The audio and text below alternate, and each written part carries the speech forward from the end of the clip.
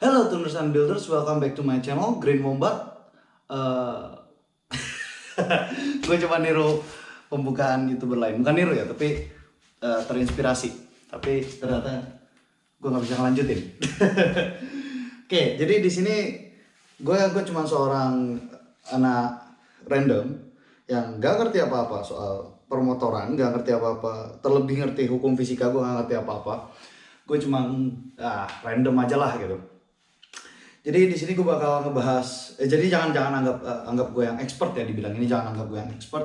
Terbuka kalau misalnya ada kesalahan dalam penulisan rumus segala macam gitu. Karena waktu gue bikin ini, gue ngantuk, gue nggak buka jurnal. Kemudian gue buka jurnalnya kemarin, gitu. Terus kemudian harusnya videonya itu, ini telat ya videonya karena gue tadinya pengen bahas kenapa motor 100 cc gak sekian kecepatannya bisa sekian tapi 250 nggak bisa 250 km per jam gitu gitulah.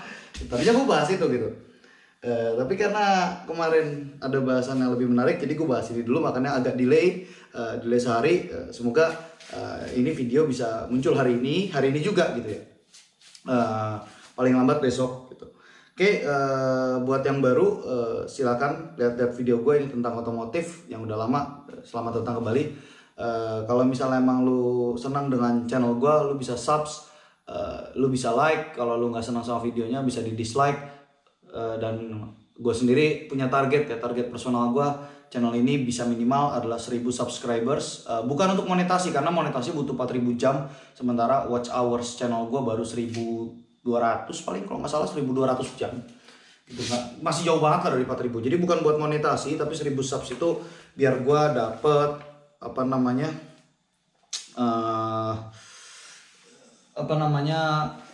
heritage, apa ya bahasanya, ya itulah pokoknya, biar gue bisa live streaming pakai GoPro karena gue ada uji yang mewajibkan gue live streaming gitu loh. Jadi itu aja gitu ya. Jadi kalau misalnya tuh tolong dibantu subs aja sama dibantu share gitu biar dapat 1000 subscribers. Oke, di sini bahasannya agak menarik ya, bukan menarik ya, tapi yang buat gue sih menarik.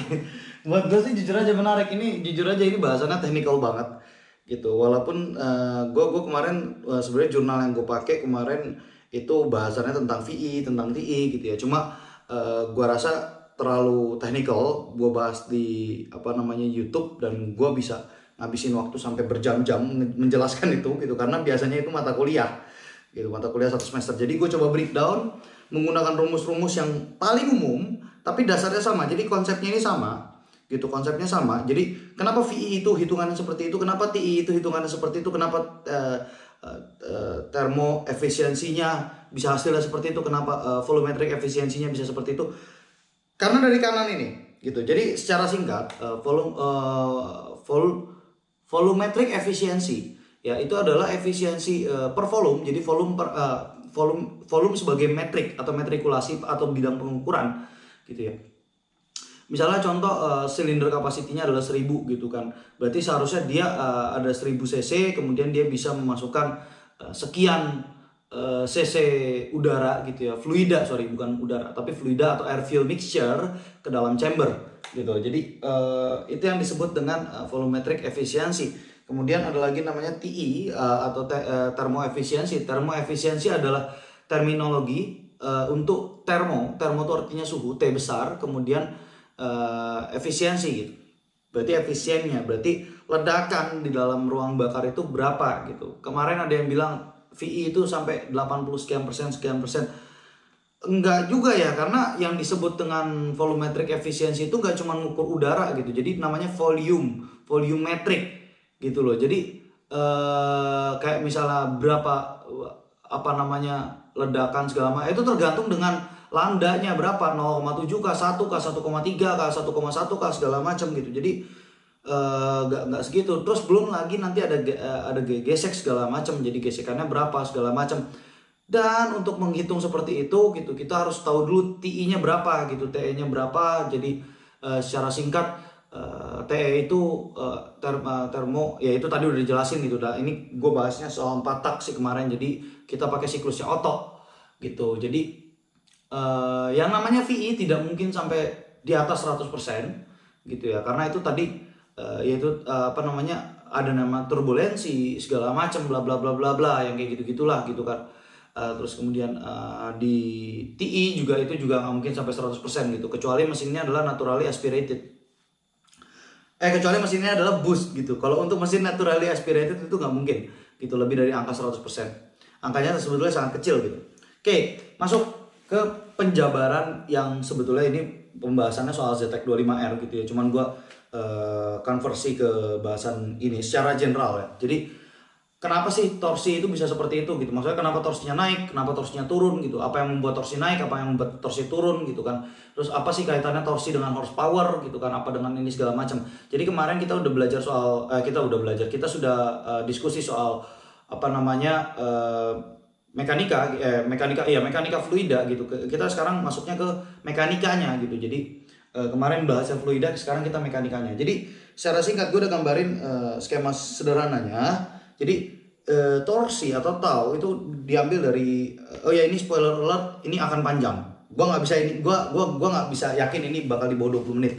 Jadi ini crankshaft. Crankshaft itu yang dihitung torsinya berapa itu atau berapa itu dari crankshaft gitu loh. Jadi yang namanya torsi atau tau gitu ya, bahasa ininya tahu atau torsi ya sama aja sih, torque gitu kan. Bahasa simpelnya seperti itu adalah inersia gitu. Jadi bedanya inersia, kita konsepnya dulu ya. Jadi bedanya antara inersia, gue pakai kaleng, bedanya inersia sama gue nggak ada crankshaft soalnya. Bedanya inersia sama apa namanya torsi adalah, jadi kalau inersia misalnya ini lurus ya, datar ya, kalengnya ini gliding gitu. Nah ini kan gue kasih gaya ya, momentum. Nah dia gliding gitu, gliding. Nah kemudian diukur jaraknya itu berapa gitu loh, jarak dia itu berapa gitu loh. Jadi dia tidak berputar pada satu poros. Sementara kalau misalnya torsi itu inersia juga. Jadi inersia adalah gaya yang teraplikasi di ujung-ujungnya ini ya, gaya yang teraplikasi di ujung-ujungnya. Jadi momen gaya angular momentum gitu loh. Sementara yang membedakan adalah torsi ini ada pada satu poros gitu. Jadi kalau misalnya buat titik gitu ya, ini torsinya di sini ya, titik atasnya di sini ya kan, kelihatan nggak sih di kamera? Kayaknya enggak. Terus titik tengahnya ini ya kan, terus dia berputar gitu ya, berputar gitu kan. Nah stop. Nah ini jadi satu revolusi gitu. Nah jadi perbedaan dan persamaannya hanya itu aja gitu ya, tapi rumusnya sama. Kenapa rumusnya sama? Karena walaupun yang satunya pada poros, yang satunya pada bidang datar gitu ya, karena dia tetap ada jaraknya gitu loh. Jaraknya berapa? Jaraknya kan bisa dihitung gitu loh. Nah kalau yang begini ya tinggal dihitung jarak dari sini sampai sini gitu. Kalau misalnya dia berputar, tinggal dihitung kelilingnya berapa. Atau secara sederhana, karena itu dihitung kelilingnya berapa, secara sederhana, balik lagi secara sederhana, kita bisa menghitung dengan RPM atau revolusi per menit. Revolusi rotasi sama aja gitu loh. Jadi itu rotasi. Itu tahu gitu ya. Nah, tahu itu berkaitan dengan F atau gaya atau tekanan atau ya tekanan, pressure. F force gaya. Ya gaya sebuah energi gitu. Energi yang mendorong gitu. Ya itu pokoknya. Nah, kita masuk dulu ke dasarnya. Apa sih rumusnya F? F itu adalah massa dikalikan massa dikalikan percepatan atau A gitu ya. Kita nggak usah ini kesini dulu. Nah, ini gue udah nulis rumusnya. F itu massa dikalikan A gitu. M kali A gitu. Atau massa itu berat ya. Berat tapi tidak dengan gravitasi. Kalau dengan gravitasi beda lagi, itu weight ya. M dikalikan A. Jadi misalnya contoh crankshaftnya beratnya adalah sekitar misalnya crankshaftnya 2 kilo. Berarti enggak ribet gitu. Misalnya masanya beratnya misalnya 1,8 atau 1,96 kilo. Berarti berapa sih masanya? Berarti sekitar 0,19 kilo itu masanya. Terus A di sini adalah percepatan. A itu adalah percepatan. Jadi perbedaannya percepatan dan kecepatan ya, gue udah tulis di bawah sini. Ini A.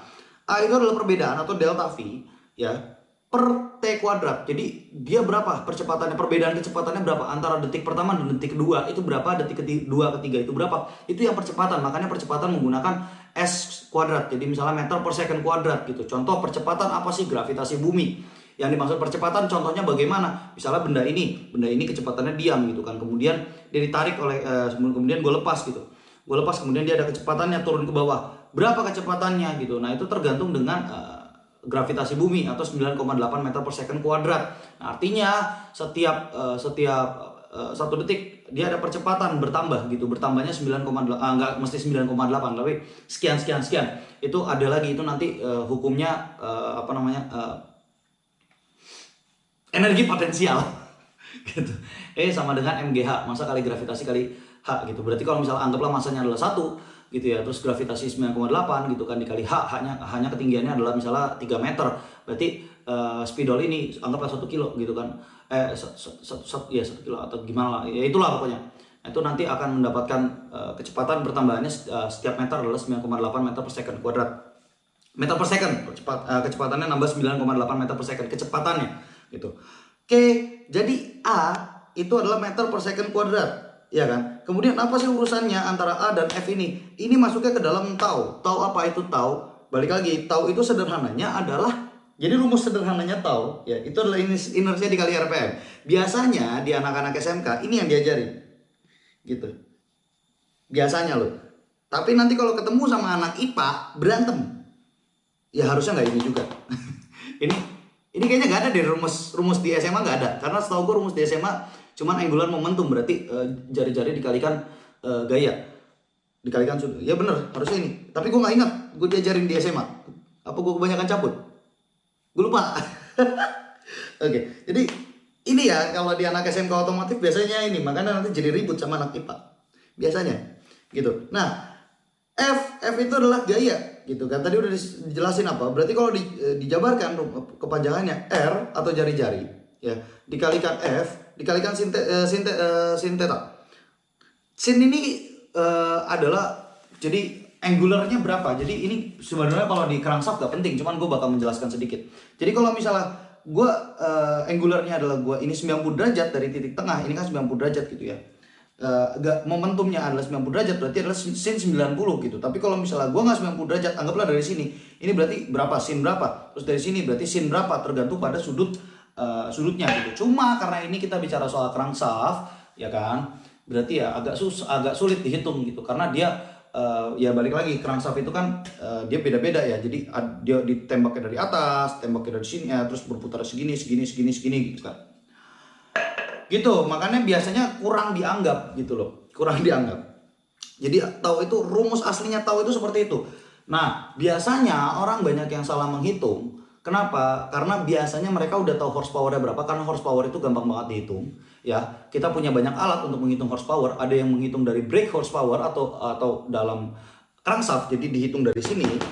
Ya, ada juga yang dari on the wheel. Kayak ada yang manggil. Ada juga yang dari on the wheel, gitu loh. Nah, on the wheel ini juga beda-beda, gitu. Nah, gue kayak ada yang manggil. Nah, kemudian ya, gue kehilangan track. Oke. Kemudian kalau misalnya itu mereka biasanya pakai angka 5252 kalau nggak salah. Ya, biasanya pakai angka 5252. Nah, yang jadi masalah angka 5252 itu adalah konstanta yang dihitung berdasarkan bentuk dari crankshaft. Bentuk dari crankshaft itu biasanya adalah 2 ya. Jadi anggaplah ini silindris 2 gini. Ini nggak setebal ini, tipis ya. Crankshaft itu tipis. Ya nggak tipis banget. Nah, 2 gitu. Jadi di tengahnya itu ada satu lagi gitu. Nah, biasanya mereka menghitungnya seperti itu gitu loh. Yang jadi masalah adalah itu belum tentu bentuk crankshaft sama semua gitu loh. Jadi balik lagi ya, crankshaft itu yang dihitung dari inersia. Rumus sebenarnya, rumus dasarnya inersia itu adalah massa dikalikan R kuadrat. Jadi beratnya dikalikan R kuadrat, kemudian dikalikan di mana titik masanya dia gitu loh. Bahkan kalau titik masanya itu gak di tengah gitu, kayak crankshaft di tengah, kayak benda lain gitu yang ada di pinggir ya pokoknya ada space lah gitu kan, bukan space ya, jadi ada jarak gitu kan ya, itu harus dihitung gitu. Misalnya contohnya kon gitu ya, bentuk kon gitu kan, bentuk kon atau yang kayak gini deh, ini kan ini beda nih, titik masanya kan gak di sini gitu, titik angularnya kan di sini gitu kan, dia diputarnya di sini, tapi titik masanya ada sekitaran di sini, sekitaran di sini gitu loh. Itu berbeda lagi rumusnya, berapa gitu kan. Dan itu penurunannya agak panjang, nggak mungkin gue jabarin dalam waktu kurang dari 3 jam gitu loh. Nah, maka dari itu dibuatlah konsep 5252 gitu loh, karena titik masanya itu sekian, itu hanya estimasi gitu. Kemarin ada yang bahas kalau gue sebagai pemilik dyno gimana, apa gue nggak bisa pakai 5252? Bisa, karena itu adalah general gitu loh, general conclusion. Tapi kita nggak bisa pakai itu sebagai perhitungan berapa dapat powernya dalam melakukan tuning. Mereka melakukan pengukuran silahkan, tapi kalau untuk melakukan tuning itu nggak bisa gitu loh, tuning atau menciptakan mesin gitu. Makanya engineering itu sangat kompleks dan gue nggak tembus engineering. Gue bukan sarjana teknik, trust me, I'm not an engineer. Jadi karena itu gitu loh, karena bentuk crankshaft itu berbeda. Bahkan ya kayak misalnya ketebalan crankshaftnya berapa gitu kan, terus bentuk crankshaftnya berapa, itu berbeda-beda gitu loh. Nah, berarti harusnya 5252 itu ya nggak bisa diterapkan saat kita mencoba memprediksi secara akurat gitu loh. Bagaimana mengakuratnya pakai VI dan TI segala macam bla bla bla, itu tadi kan. Oke, lanjut gitu loh. Jadi udah masuk ke torsi, baru nanti masuknya ke horsepower gitu kan. Apa sih horsepower atau tenaga kuda? Tenaga kuda itu adalah daya, ya daya dia rumusnya adalah kilowatt. Kilowatt berarti kilogram meter second. Ya gitulah. Gue pernah nulis panjang, tapi kalau gue jabarin di sini terlalu panjang. Intinya kilowatt. Ya kilowatt. Ya kilowatt deh. Nah, apa sih rumusnya gitu kan? Nah, rumusnya adalah tau atau torsi dikalikan RPM. Jadi horsepower itu selalu berbanding lurus dengan torsi gitu. Secara teoris ya, teori gitu. Nanti gue akan bahas kenapa nanti bisa horsepower itu ada di peak power yang berbeda dengan torsi. Nanti gue bahas di belakang. Oke, terus kemudian dibagikan konstanta. Nah, konstanta ini yang orang bilang 5252 itu sebetulnya konstanta itu berkaitan dengan inersia ini. Gitu, itu adalah variabel yang sebetulnya tidak dianggap sebagai sebuah konstanta. No, kalau lu belajar di SMK, ya yang akan lu pelajari adalah 5252. Tapi kalau lu masuk ke dunia engineering, lu bakal belajar itu tidak bisa dipakai. Lu harus cari tahu dulu titik masanya di mana. Titik masanya itu yang paling penting gitu dalam menentukan berapa torsinya dia gitu, karena nanti ada perhitungannya lagi. Itu rumusnya nanti harus diturunkan dari sana. Cara simpelnya bagaimana mengetahui titik masa? Ya diputar bendanya. Gitu loh. Jadi untuk anak-anak engineer jangan khawatir kalau ada yang mau masuk teknik ya, jangan khawatir akan seribet itu gitu, karena zaman sekarang implementasinya itu udah banyak gitu. Jadi dia punya alat putarnya sendiri, kemudian nanti ketahuan center of mass-nya di mana. Makanya gue tulis rumusnya adalah M dikalikan R kuadrat dikalikan center of mass. Bukan 2/3, 1/2 segala macam. Gua tahu anak SMA rumusnya setengah MR kuadrat. Itu SMA. Kita bukan anak SMA, sorry, gue bukan anak SMA. Ya, gue 20 tahun, berarti gue bukan anak SMA. Oke, jadi itu ya. Nah, kemudian kira-kira masuk akal nggak sih sebagai contoh, misalnya motor itu punya RPM sampai misalnya estimasi peak power di 14 atau 15.000. Estimasi peak power adalah 52 bhp. Nah, sementara kalau misalnya pakai hitung-hitungan torsi, bila torsinya ada di RPM 13.000, seharusnya torsinya itu cuma 20 sekian Newton meter gitu loh. Masuk akal gak sih kalau misalnya dibilang 44? Masuk akal, dan itu sudah banyak gitu loh. Kenapa bisa seperti itu gitu? Jadi gini, konsepnya ya, karena torsi tahu ya, balik lagi tahu, torsi itu dikalikan RPM, inersia dikalikan RPM. Bayangkan kalau inersianya atau torsinya itu semakin kecil di tiap RPM, tapi ditempuh di RPM yang lebih tinggi gitu loh.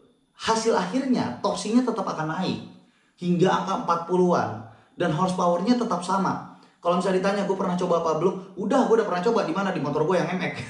Di MX itu salah satu contoh. Jadi kalau ada yang lihat video sebelum ini, lihat akselerasi MX gue cukup cepat. Nah, itu gue udah bilang gitu, gue mau merubah balancer gitu kan. Masanya gue kurangin gitu. Ya itu gue mengurangi torsi MX gue sendiri. Kalau ada yang coba MX gue RPM bawahnya lemot, gak kayak MX, kayak rasa bawa Satria gitu. Jadi RPM bawahnya tuh lemot gitu, tapi naik RPM-nya cepet karena berarti ya dia lebih ringan gitu loh. Nah, terus kebalikannya pernah nggak? Gue pernah dulu pakai Ninja 2 tak gitu. Crankshaft gue ganti pakai punya Ninja kode blok Ninja 1878 atau orang biasanya bilang ZX.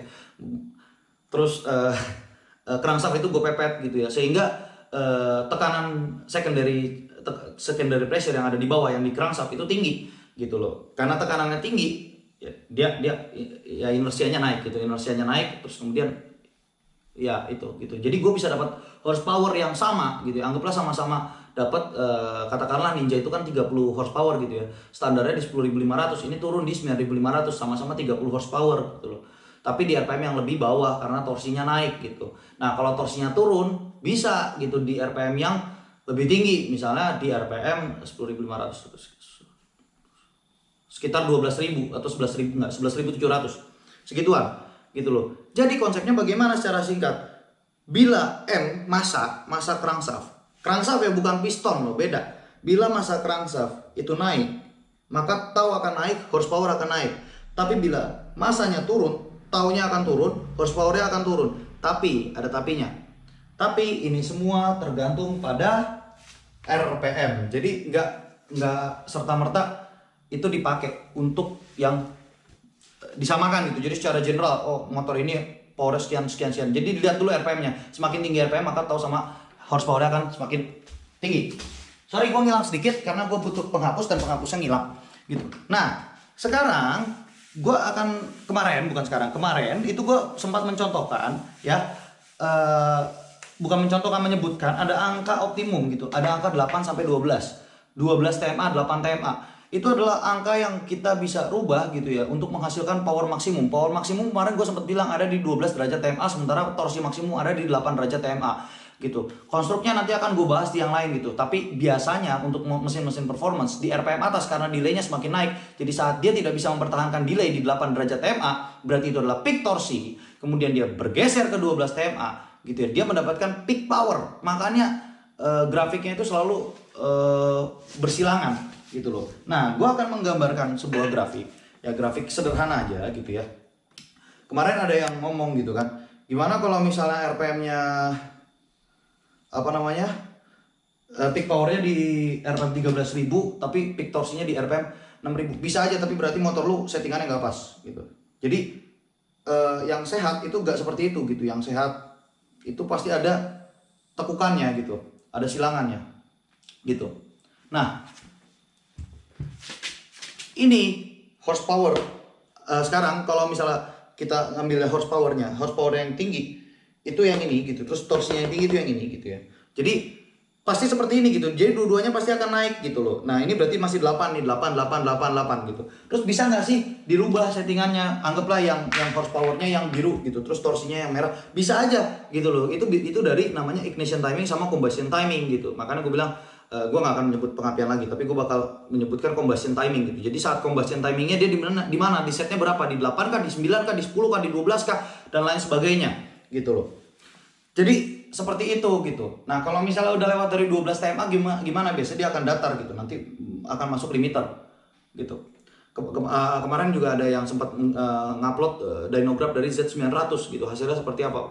Ya torsinya sangat tinggi gitu, dan ditempuh di RPM yang cukup pendek gitu. Tapi pas dilihat horsepowernya juga pendek gitu. Di RPM yang lebih pendek, kalau nggak salah 100 belasan wheel horsepower gitu. Jadi singkatnya seperti itu ya. Gue udah wanti-wanti ya, ini akan panjang sekali gitu. Sorry kalau misalnya gue ada salah-salah. Ya kalau lu suka bisa di subs atau bisa di subs, di like. Kalau gue ada salah rumus apa gimana bisa di komen. Sekian dari gue, Green Wombat out.